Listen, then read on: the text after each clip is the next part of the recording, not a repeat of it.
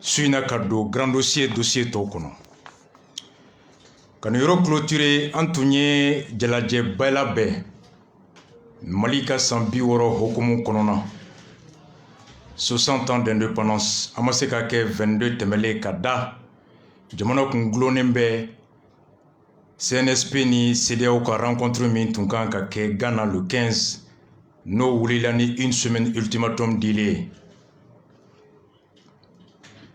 an ko ɲinan san bɛɛ don bɛɛ jamana ka san 60 o hukumu kɛli ye 11 mai Bob Marley an ma se k'o kɛ o wagati bɛnna ni coronavirus ye mesure min tun bɛ yen ko mɔgɔ 50 tɛ fara ɲɔgɔn kan ka kɛɲɛ ni jamana ɲɛmɔgɔw ani kɛnɛya dɔnnibagaw ka kumakan ya wagati 11 mai ma se ka kɛ ala y'a kɛ an ye ŋaniya siri n k'an b'a kɛ le 22 o ma se ka kɛ an ye dati ta k'an b'a kɛ juma nata o juma nata tun bɛ bɛn Thomas Sankara ka san 30 a taɲani san 33 ani sud-africain Lucky Philippe Dube n'u y'ale ni taɲa octobre kalo tile 7 et tile 18 san 2007 Johannesburg ka fara Peter McIntosh kan an ye Carrefour dati ta ka fɛn bɛɛ labɛn nka bi bingali min kɛra jamana sɔrɔsiw kan ani jamanaden minnu ni taɲana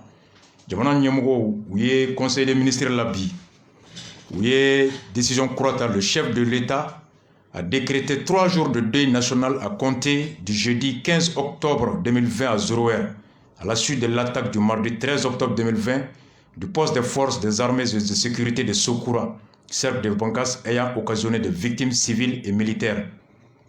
Le chef de l'État a également présenté ses condoléances les plus attristées aux familles des disparus et souhaité prompt rétablissement aux blessés, communiqué du Conseil des ministres du mercredi 14 octobre.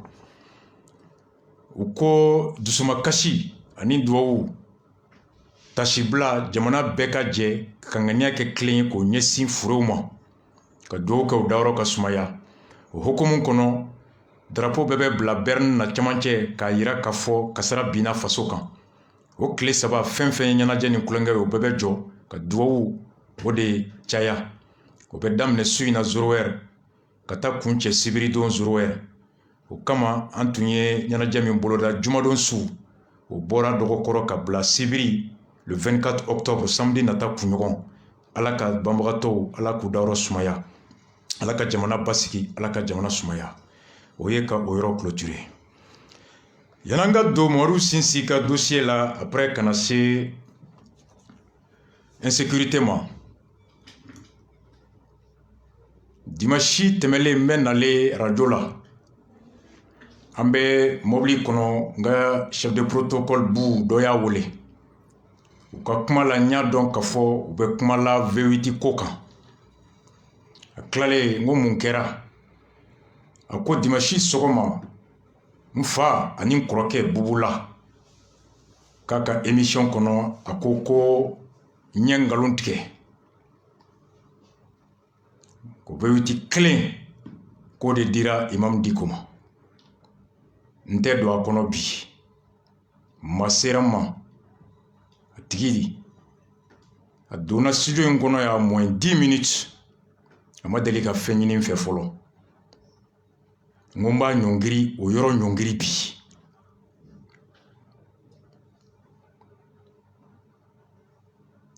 n ko bubula k'a fɔ ne ye nkalon tigɛ ko awɔ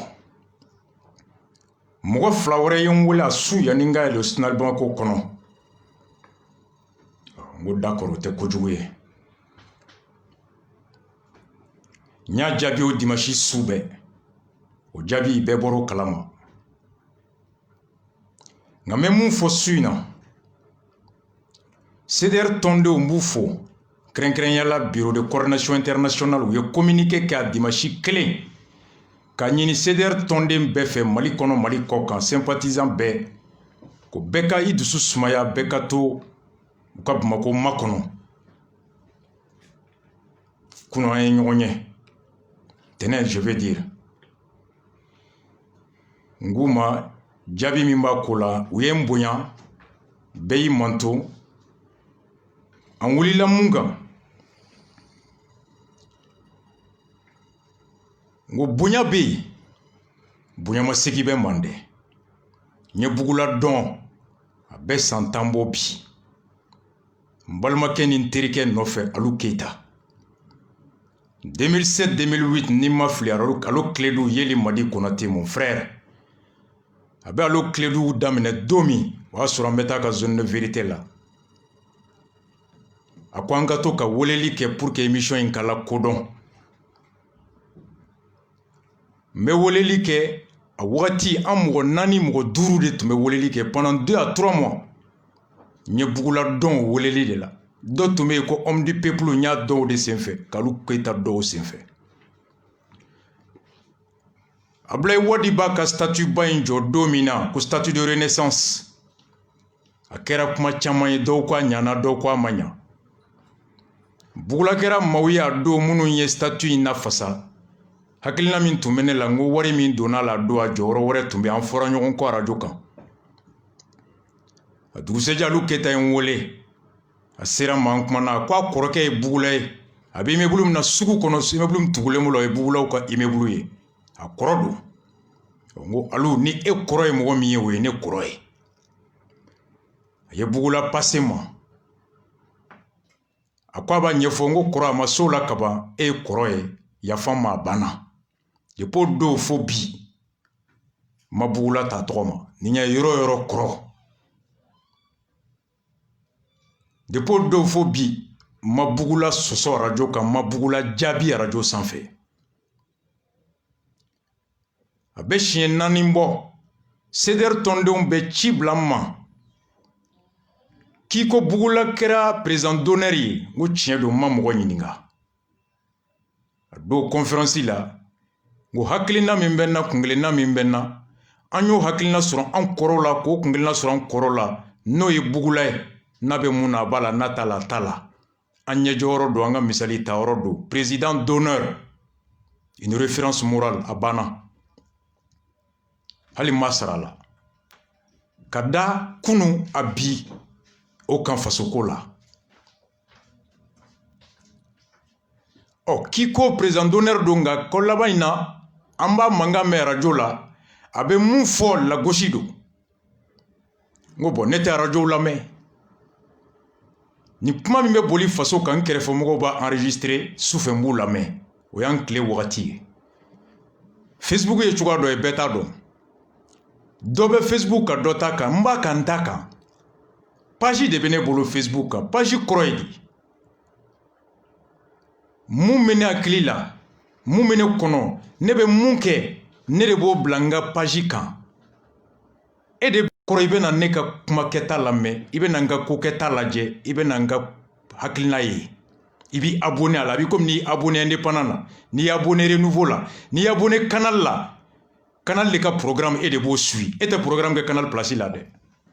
C'est différent du compte. Hali u tɔgɔ tɛ kelen ye. Dɔ in ye page ye ne de ta ye n ta ye n bɛ mun k'a kan aw de bɛ n'o lajɛ. Compte kɔrɔ ye di. N bɛ kulu dayɛlɛ kulu min bɛ teriw ɲini. O de la i bɛ invitation ci invitation d'amis. N b'a fɛ ka ɲini fɛ ka k'i teri ye ne y'a accepté i bɛ kɛ n teri ye. N'i kɛra n teri ye ne bɛ fɛn fɛn bila e b'o ye e bɛ fɛn fɛn bila ne b'o ye. La différence avec la page c'est celui qui est propriétaire de la page qui est maître du contenu du page. Les abonnés aw de bɛ na ne ta consommer. Mais compte la ne bɛ ta consommer i bɛ ta consommer. N ko compte tɛ ne bolo donc n t'a bɛɛ ye.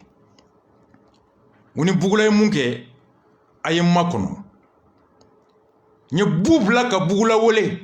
N ko n ka mɔgɔw ko n ko a ye nin fɔ n k'u k'a ɲininka parce que bi an bɛ yɔrɔ min maaw bɛ se ka kuma tigɛ k'a yɛlɛma ka bɔ a hakili kɔnɔ ka na ni miirina wɛrɛ ye. Siɲɛ 4 bugula bɛ ɲininka a b'a fɔ k'ale tɛ n bɛ n ka mɔgɔw wele aw de m'a faamu u y'a ka kuma tigɛ maa min don a kɔnɔ jɛlen. N b'a ɲininka n ma deli ka bɔ radio kan k'a fɔ i ye nin fɔ n ka mɔgɔw ma i ye nin fɔ nkalon don n b'a mɔgɔ caman.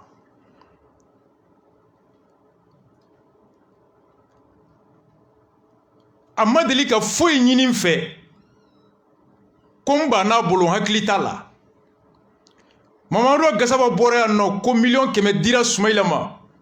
Bugula ye don min na ko n t'a fɛ i k'i da don nin kuma la fo bi cɛ tɛ yen k'i y'a kuma mɛn n da Bugula bonya kama. ani shola foro ɲɔgɔn ko wagati dɔ ala nana shola ka musokɔrɔba fatu bugula ye mɔgɔ ci ma n b'a fɛ i ka i kɛnɛ kan fo don bin bɛ yen wa fo bi ni shola an bɛ ɲɔgɔn fo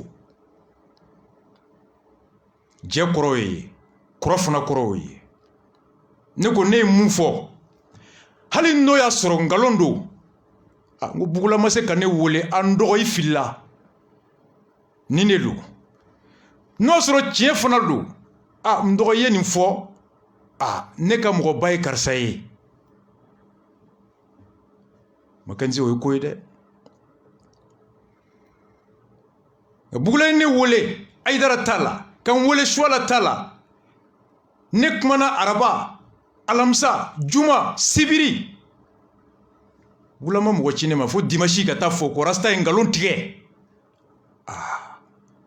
n ka mɔgɔw ma a digiraw la ni ne don a tɛ n tɔɔrɔ ni n kɔrɔ cɛ don o ye sokɔnɔ ko ye bugula taara ni y'a ka so a ba ye n ba ye a musow ye n kanu a dɔgɔw ye n kanu a balimaw ye n kanu ala kana kanu to an si la nka n'i kɛra ɲɛmɔgɔ ye wagati dɔ ni fɛmɔgɔw b'i wele siɲɛ kelen siɲɛ fila siɲɛ saba i ko karisa an ka ɲɛmɔgɔ ye nka kuma o kuma a b'an na gosi a b'i la gosi anw bɛ tɔɔrɔ wagati dɔ n'i ma kuma i kɔfɛmɔgɔw ni tɛmɔgɔw b'a fɔ so i mago tɛ anw ka tɔɲɔ la walima fɛn dɔ bɛ yen mun b'a to i tɛ se ka fɛn fɔ siga bɛ na i n'i ka jɛɲɔgɔn cɛ ma ta t'i yɛrɛ ye wagati dɔ u ko ma ko kuma bɛɛ a b'a fɔ ale b'a mɛn arajo kan de k'ale kɛra CDR président d'honneur ye n ko tiɲɛ don an m'a ɲininka n ko mɛ a b'i komi bonya in bɛ ɲini ka kɛ degun ye bi a bonya min kɛra a b'i komi bi a bɛ ɲini ka kɛ degun ye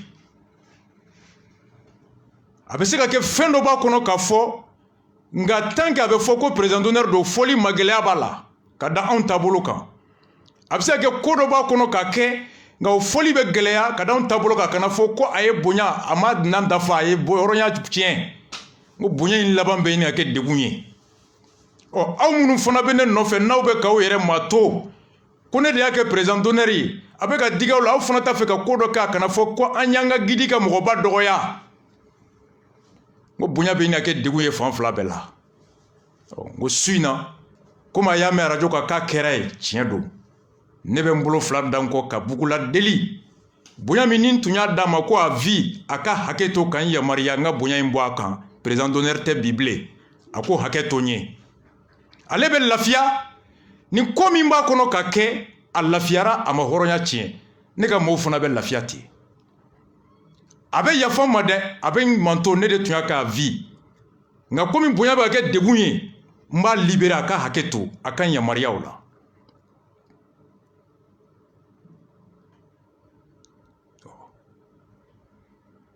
n tɛ don V8 ko kɔnɔ n'o tɛ ko tun bɛ n bolo n bɛ bugula bila ka taa ko sɛgɛsɛgɛ bi a ka taa Amadu Aya ɲininka ka taa Alu Tomota ɲininka ko min kɛra 2012 n bɛ dan ye a ka taa AG fo la mun bɛ yen ministre Babi APJ directeur Sise n b'a ci olu ma n bɛ dan yan mun ye n deli mun sera n ma n bɛ ɲanto bi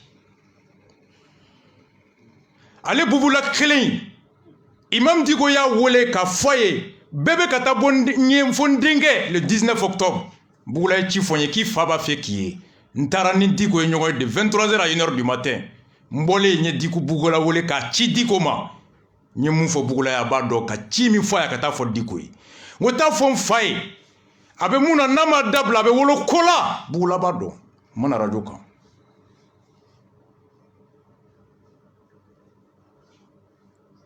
ne ko i ka mɔgɔba ye Diko ye bi alhamdulilayi o ka ɲi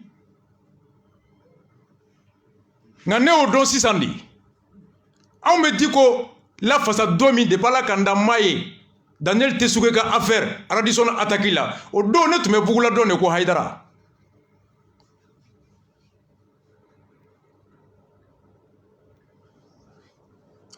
a mɔgɔw ye n wele ko caman bɛ fɔ la o kunna tun b'a fɔ ba Kurutumu den n ko si tɛ baasi ye o kuma bɛ yen bugula n kɔrɔ don n fa don ko ma deli ka kɛ ko ma mɔgɔ caman k'a ɲininka n ka maaw ye nin fɔ n ye k'i ye nin fɔ a kɛra cogo di n'a ye ɲɛfɔli ye min ka mɔgɔ wele ŋɔnɔ aw de filila bugulama fili a ŋaniya jɛlen ma deli ka bɔ kɛnɛ ma k'a jaabi siɲɛ 4 bɛ b'u caman nin fɔra a kɛra cogo di n'a ye jaabi min di n k'o de don n b'a fɔ n ka mɔgɔw ye a y'o minɛ ten bugula tɛ fili aw de filila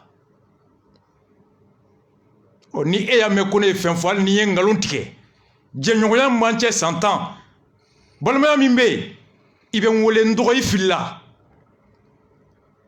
i ye n wele Ayidara ye n ka mɔgɔba ye n ko bugula i t'a mɛn da bilen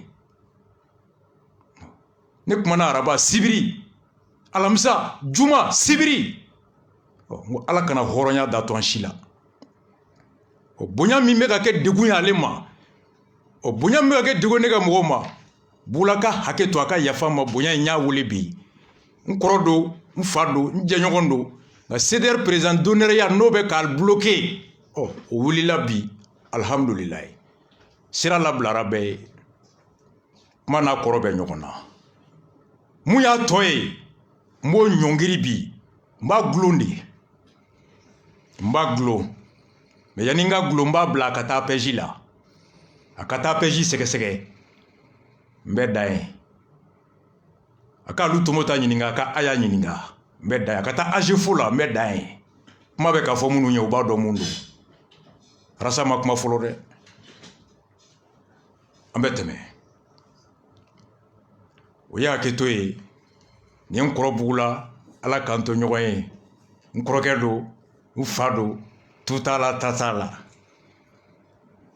élection kɛra o don patronat la k'aw hakili lajigi Mamadou Sinsi Koulibaly a ye mun fɔ a y'o lamɛn. Je pense que ce reportage de l'ORTM a fait bondir M. Koulibaly. M. Koulibaly, c'est vrai qu'il est fan au ORTM. Moi, c'est pour ça d'ailleurs que Niwole qui est invité. Et il faut que ORTM est sujet mon fort, qu'on tienne. Qu'on faut qu'on voit des canards qu'on tienne. Donc, après, on a trop de c'est ça. ORTM est bien fort. Ou bien aventurier nous nous va faire qu'à Jamana Tonyo ka kéré ou Tonyo au lieu qu'on nous que coqueta ORTM dans la flore samedi ou dans la vendredi à Angilinga par élection de guerre na wabike samedi ou nana ou ya soro samedi barate kaunte una la so sebele be koko ni tauna la filmé à propos les élections sont reportées au tarot for termina samedi super dimanche soma où est moi do dira ama konba fo aller nouveau président du CNPM avocat, il est le nouveau patron des patrons. Donc, comme CNPM, trop ma fort. Et si c'est le nouveau patron des patrons, on te fait qu'à faire là. À quelle année tu vas comprendre voir quel est son rang? Ah, il va sur la file là, ou bien avec l'aluminium. Même ma fort. Du coup, j'allais, auquel du marché, du coup, j'allais. Le panay ORTM on est l'électricien où est commun où est demisenia barake ma professionnel barake ou ma barake même pas permettre ORTM qu'à radio ou bien télévision officielle du Mali parce que il y a quand fait publier il y a quand vérifier d'abord comme on est-ce qu'à quel tout le monde blacata fagabou élection ORTM quand droit à focal élection et résultat au fond résultat au fond détail n'est pas mais organisateur d'état bon n'ingaïna mais quand il s'y pour moi ou on passerait pour la télévision nationale à oublier la AOP en a beaucoup de Malion de taille ORTM Malion de bas waribo en kéré en ward de Poussana en kéré en de millions sans ward de la télévision national la marché et puis ce qui trouve il fait attendre un camp comme était favorable et on a paraklaudé et il peut la barre il faut qu'il a barre qu'à vérifier sinon il peut la balao de la ouli de la ni dans 18 mois élection présidentielle ou benate transition benata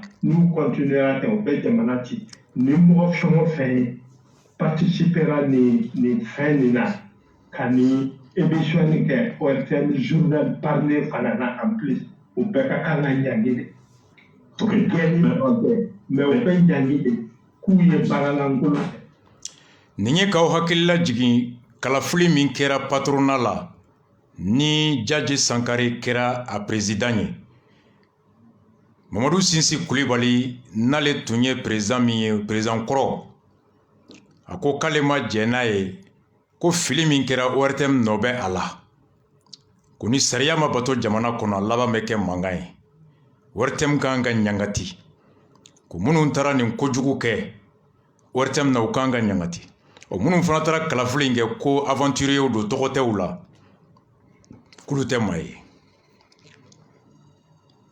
tenen temeli kibaro bora ko jaje ka bureau sigira tribunal commune kati président yamaria di ko jaje ka patrona a nyemoya damne ka konye kulu fana ka election ke anyo kibaro me ko kulu ko ka gaina o tribunal yamaria mi di kulu na ka avocat ye tribunal ka yamaria usigina ka ta tribunal nyakoro ka sigi accord rétractation Mackenzie ka jama kila jigi kodo kera kulu ka election na kulu tara ko election min kera ka tebe ako kadaka ko election make ngamu ya ndabariya ba kabini le 26 septembre ni kala fli kera ne Jaji Sankare tara anya ke mercredi passé Mogo keme ani mogo biduru ni duru ulu de be kalata patrona kono 155 électeurs ure ka statut anya kalaya wala sa kala fili mi mana ka jabi ka mine fo fen fla ka dafa fen folo fo mogo keme ni mogo biduru ni duru mana classe sabaye ulu kulu fla ka nyogon soro les 2/3 anye jaje ka jabita mogo bisegini kononton ne votera jaje mogo tan ani wolonvla olu ma voté mogo shi ne mogo tan ni wolonvla fara mogo bisegini kononton o ye mogo keme ani mogo woro mogo kelen o ye kalata kulu ye o y'a kɛ mogo keme ani mogo wolonvla o ni ye mogo keme ani mogo biduru ani duru ni yo kila saba ye o sigiyɔrɔma fila o ye mogo keme ani saba donc dalu fɔlɔ min ye ko kulu mana kila saba ye sigiyɔrɔma fila ka kɛ mɔgɔ kɛmɛ ni mɔgɔ wolonfila de tun bɛ yen alors que sariya ko mɔgɔ kɛmɛ ni mɔgɔ saba n'o ye ɲɔgɔn sɔrɔ kaban dɔrɔn kalafili bɛ kɛ donc quorum sɔrɔla sariya ko dalu filanan min pour que jaabi ka minɛ o mɔgɔ kɛmɛ ni mɔgɔ saba min mana kɛ yen kala mana ta o mɔgɔ kɛmɛ ni mɔgɔ saba mana kila fila ye kelen mana fara o kila fila kan n'o ye majorité simple ye n'i ye mɔgɔ kɛmɛ ni mɔgɔ saba kila fila ye o bɛ taa bɛn mɔgɔ 50 ani kelen ni kelen fɔra ka mɔgɔ 52 o ye majorité simple ye ɔ mɔgɔ 89 de ye kala ta jaje les deux conditions la double conditionnalité qui est les 2/3 de l'électorat et que le vainqueur est la majorité mɔgɔ kɛmɛ ni mɔgɔ wolonfila tun bɛ yen n'i y'o bɔ mɔgɔ kɛmɛ ni mɔgɔ wolonfila n'i y'o bɔ mɔgɔ kɛmɛ ani mɔgɔ 55 la o kɔrɔ hali ni kulu taara a tɛ tɛmɛ mun y'an dabari ban kulu fana élection kɛ kulu ko mɔgɔ kɛmɛ ni mɔgɔ wolonfila tun b'ale fana ta la kalatala bɛɛ ye mɔgɔ kɛmɛ ni mɔgɔ 55 jaje ka kɛnɛ ka mɔgɔ kɛmɛ ni mɔgɔ wolonfila tun bɛ yen kulu fana ko mun tun b'ale bara k'o ka ca mɔgɔ kɛmɛ ni mɔgɔ 3 ye o kɔrɔ tɛ ko ni mɔgɔ kɛmɛ bɛɛ taara fila la Mackenzie nana mun découverte kɛ fɔlɔ jaje ka élection kɛra le 26 septembre kulu y'a attaqué le 10 octobre n'i ye 26 septembre bɔ le 30 septembre la o tɛ tile naani ye n'i ye tile naani fara le 10 octobre, du 26 octobre jusqu'au 10, Kouloumata tribunal la kata djadjeka élection contestée. Dans un état de droit, un démocrate, tes voies de recours sont la saisine du tribunal. Koulou n'a pas contesté. Au-delà de tribunal là, Koulou élection kera le 10, le dimanche le 11, le 12, outra présent yininga comme on a fait que Djadjeka kalafili ma bien, présent au kalema mo chier. Donc autorisation douma au-delà de Djadjena ka mo sikira lundi. Mais comme Koulou, le bâtonnier de l'ordre des guerriers de lutte contre la corruption, le grand défenseur des lois, Koulou Tadoko, il doit contester l'élection de Djadje. Depuis le 26 élection Kera, il était Djadje ou le tribunal là. Koulou ne l'a pas fait. Ou ka statu quo, ko élection me ke kletan en induru ka kon. Il veut m'go ou le kletan en induru ka kon à donye. Koulou m'go ou le 1er octobre, collection le 10. Le 1er et le 10, Mackenzie Clé Jolbe. Statut est reconnu, Koulou est statut, Koulou est mieux présent. Le statut dit, l'Assemblée générale est convoquée 15 jours avant. Koulou est le 1er collection et le 10. Et le 8. Le 1er au 8, au texte les chéguiers. Le texte est clair. 15 jours, on connaît que l'État au droit gonflé. Pourquoi Koulou est le 1er collection et le 8? Parce que ni le 1er, ni 15 jours froid. 15 plus le 1er, hôtel le 15 octobre. Oh, déjà Koulou a mandé le 10 octobre. On y manda pendant le 10, Koulou a perdu la qualité, Koulou n'est plus présent. La ilaha illallah. N'a un statut respecté, Assemblée de Sekakebli. Parce qu'Assemblée ko 15 jours. En 15 jours, ni ok, on fera le 1er octobre quand, on va se retrouver Koulou n'est plus présent, Koulou a mandé le 10 octobre. Diaoude Ato Koulou Tessé. Et Koulou Kelenga m'a convoqué. Bureau. Un bureau mi présent 20 membres. Ou réunion qui a Koulou est volé. Qui est Mougo volé? Réunion qui a les réunions de bureau. Qui est Mougo convoqué l'élection avec le 8, il ou convoqué le 1er. Ko Koulou, ko statut flé. On est bureau et présent. Ko statut ko Clétanduru. Ko Clétanduru, au tek les chéguiers. C'est illégal. Koulou sikile mose comment? Quand le Mougo statut là va attaquer. Le bureau même a dit à Koulou, Koulou est bureau présent. Que son assemblée est illégale parce qu'il est hors délai. Il ne respecte pas les délais. Il y a famou. Au Bela Koulou attaqué. Ou la commission Sili. Mackenzie. Djadjeka Mougo Saba. Koulou ka Mougo Saba. Koka Kuma ou Flaché. Au commission nana ka foloke. Proposition folo. Koube sangelento Koulou bolo aka sangelenke akanabo molo afe. Akata Djadjebe mandat là-bas. Koulou ko kate. Commission Clara ka signe na tuguni kube mana kla fly ko Djadje ka san fla ni klake Koulou ka san fla ni klake Djadje fona o kate. Oh Koulou ka élection. Non je vais savoir. Koulou ko majorité korom min tumé les 103 là à liste bemi. Magazi nga recherche tarabo munga. O de mfakabi. Aya la mede. Je suis allé trouver que Koulou parce que il est à voter bureau comme ça, il va voter bétro be bureau là. Ni donna, ou ba la ni trop be bureau kono. Ou be soroka bulletin dima. Il va to bla urne kono. Kana i trop be yoro mina il va émarger, il signature ke wa. Kala fuli betekete ya. Oh ko Koulou gaina ni lisi mi munu ye kalata Koulou ye kaka la bo. O lisi de bolé ko Koulou gaina. O lisi de taraye mogo mogo ni koba la. A fora Koulou be kalata ka signer. Diaoulou chi kunte ya luma mogo chi. Association des maîtres imprimeurs du Mali, Suleiman connaît signature fausse ou y'a signature imitée. Syndicat du patronat des boulangers, Boubacar Malé, fausse signature. Doudou Sako, fausse signature. Koulou numbe votera ou chité. Madame Tamboura Makeita, fausse signature. Abdoul Traoré, fausse signature. Union nationale des opérateurs miniers. Et Association malienne des exportateurs de légumes. Ousmane Teli, ko votera wo wole ko ko ale kalta kalama. Issa Bagayogo, pareil. Association professionnelle des banques et établissements, pas sûr. Fédération des exportateurs de bétail, Ouloufana, Kachideo, Sori Ibrahim Koulibaly, Koulouoko votera, Oko l'été.